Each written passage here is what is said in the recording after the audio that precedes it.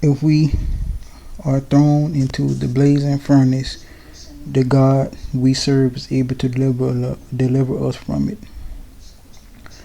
He said by that is we are thrown into the blazing furnace, just like giving the world fire before he even comes. The blazing furnace.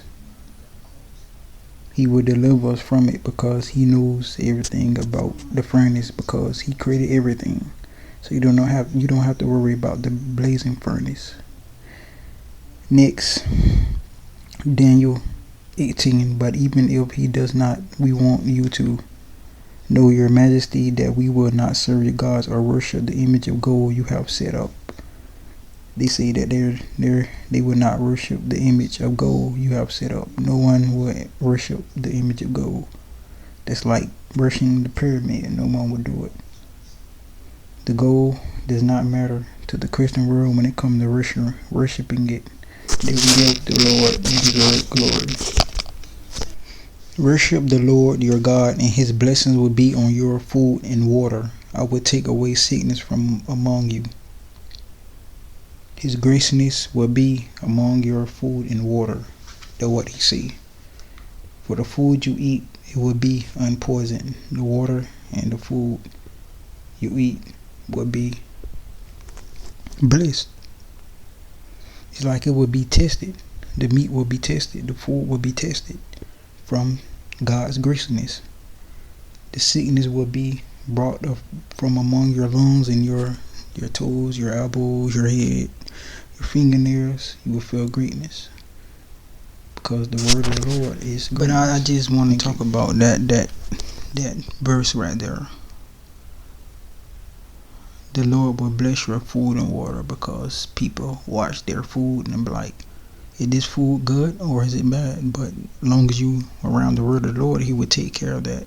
So you don't have to worry about that. Because in my mind, I used to be like, damn, is this food good in the back or is it good in the front? But you got the word of the Lord, so it's good everywhere.